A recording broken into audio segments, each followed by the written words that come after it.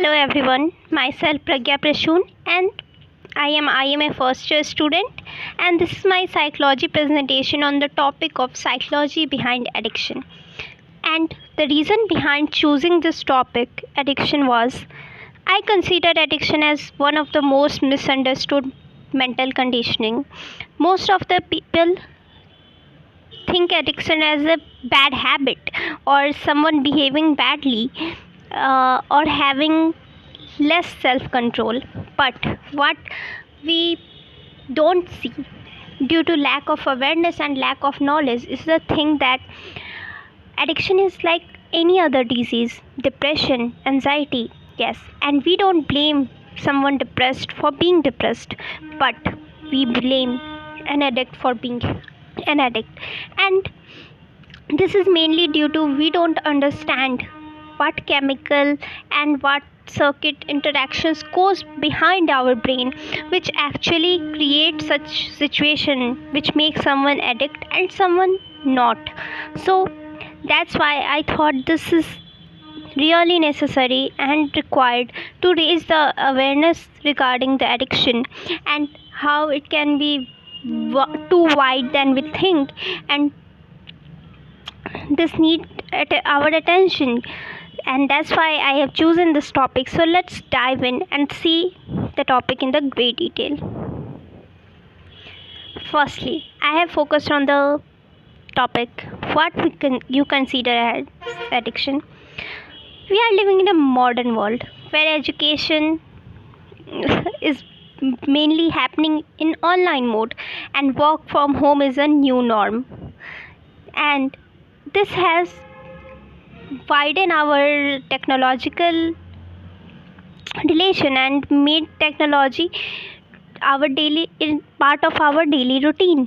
But what is the line where we say okay, now you are using too much of technology, too much of mobile, too much of internet, in the words of addiction. So also we consume way more many things than we need to for survival, like coffee, alcoholic beverages, tea, and these kind of things. And many people get a bad headache when they don't get their morning tea or coffee. So can we consider it as addiction? We often hear about reading, listening to music as a hobby or a good habit, but do you know this can lead to addiction too? So, where we draw the line, where we say that there is a little red flag which shows that you are being addict of a thing which you normally use, and how you define it. Yes, we will discuss about it ahead in our presentation. Let's first see the broad scope of addiction. Yes, anything can be addiction. Anything more than we should be using can be addiction. Gaming, pornography, loneliness, love, eating junk, gambling, and the list goes on and on.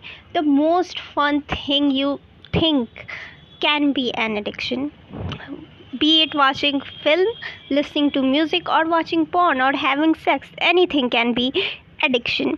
And anything can go way too wrong, and you may require medication or medical help to deal with it. So it's important to note here that addiction is not only about some illegal substances and alcoholic beverages, cigarettes, tobaccos. It can also be small things which we never consider as addiction.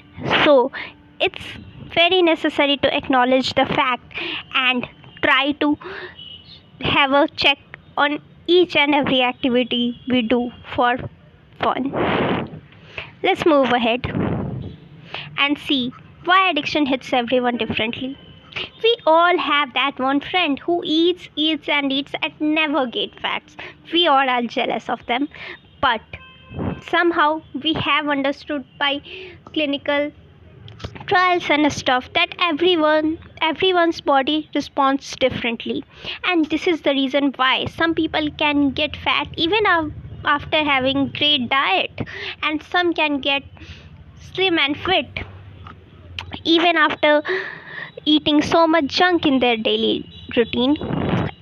But in the case of addiction, it is really necessary to understand the same thing and the same concept, that everyone eats junk, everyone has drinking habit or caffeine routine, but not everyone becomes addict.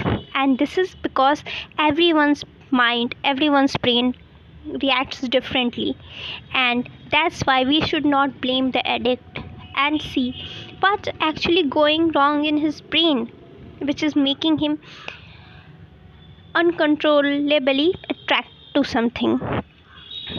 And this is the reason why many believe addiction can be a psychological condition or disease, which highly depends on one's mental strength or past experiences. Like person who have been who have gone through trauma and stuff can be more vulnerable to addiction than others. And that's why we should be more sympathetic toward those who are addicts. So let's go into the basics of addiction. Let's define it. The American Society of Addiction Medicine define addiction as a treatable chronic medical disease involving complex interaction among brain circuits, genetics, and environment, and individual life experiences, which clearly mention addiction as a medical disease.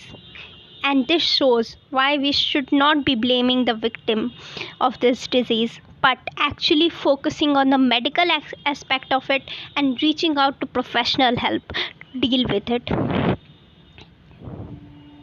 Story of addiction.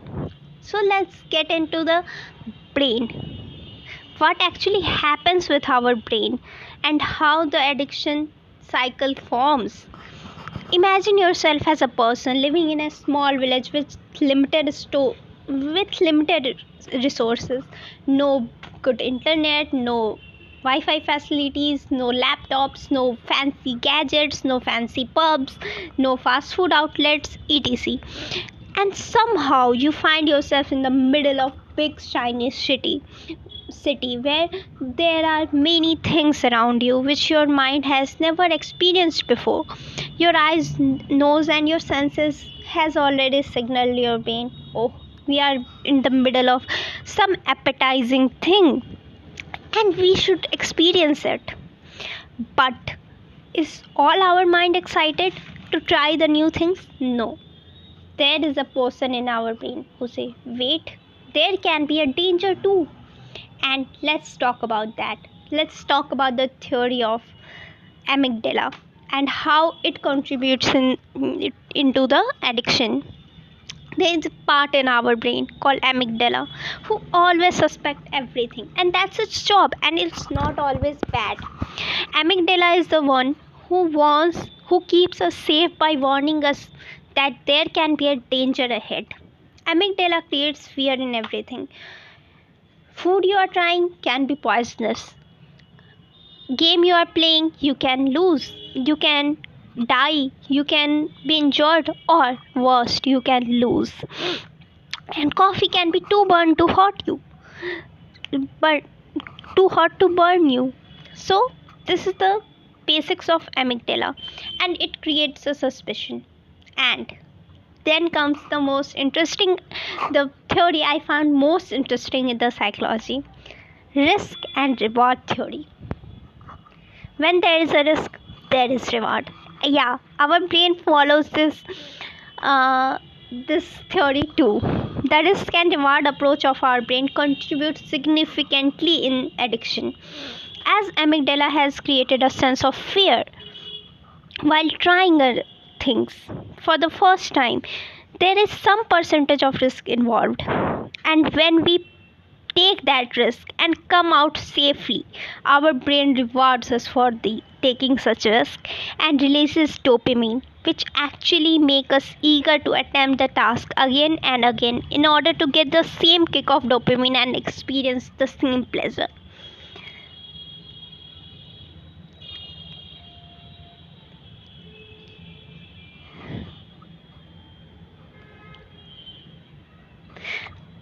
There can be some evolutionary psychological reason behind this phenomena of risk and reward. Like one of the most pleasurous thing we human experience is often food or sex. And both, if you note it, both ensure survival of our species. Our brain developed and reward function in order to motivate the person or living being to fight for its survival with evolution feature. As when we experience sex, yes, we are passing out our gene and making survival of our species to the next generation, and that's why we feel so much pleasure in it, because somehow our genes wants this survival and it want us to do it, and that's why it has rewarded us with dopamine release. But this feature of our brain has also evolved with the evolution, as we are no longer living in caves or fighting for survival like food and basic things. The release of but we have already experienced the release of dopamine, and that's why we try to get it from the various other activities in our daily routine, and that's when you get it from trying, it become a must to try the activity again, and this creates the vicious cycle of risk and reward. Feeling the same kind of pleasure drags those who have less awareness and self control into doing the same activity again and again, rather than focusing on the different aspects of life and trying to find pleasure in different things. But this time dopamine release lessen, as brain has already experienced the same activity for the multiple times now. Rather than moving on to some other activity, many people lose the control and increase the consumption of the same activity for the same amount of pleasure, and it creates a sense of addiction in the mind that yes, if I need happiness, if I need pleasure, I need to do the same thing again and again.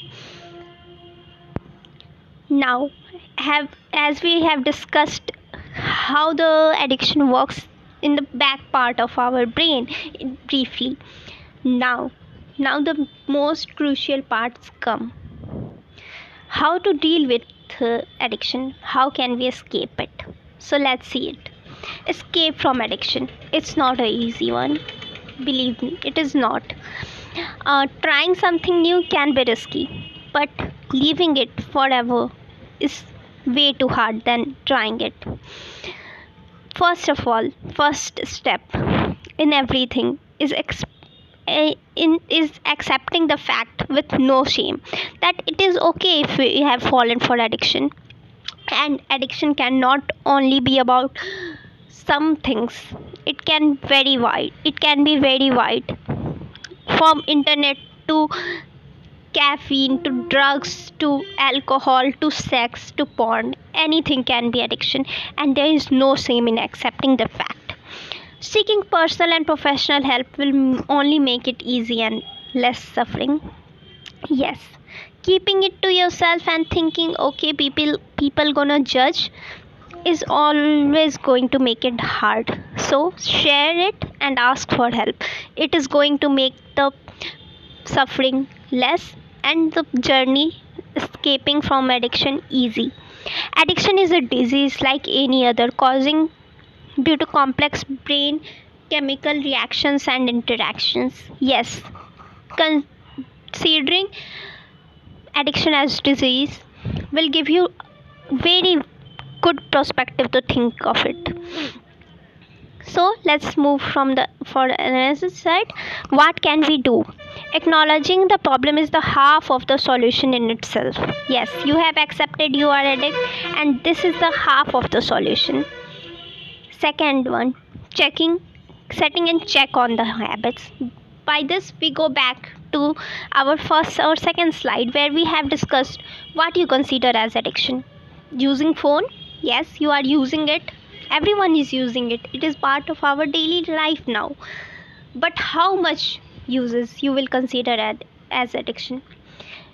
As suggested by many psychologists, when the things start interfering in your daily life or your basic activities like eating and sleeping, yes, then you can say it, you are getting addict and it is getting worse. So, trying different things rather than depending on one for pleasure is another thing you can do to avoid addiction.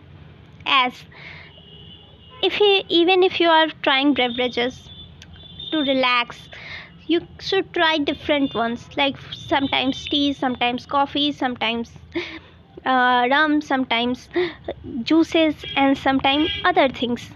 And this will help you to not be dependent on only one thing for fun. Having engaging routine, yes, having a routine is really required, not only to avoid addiction, also to point it out. Yes, when your daily routine is getting trouble due to some things, it is easy to point it out that, oh, this thing is making my routine go wrong. This is troubling my sleep cycle, so yes, I should reduce the consumption.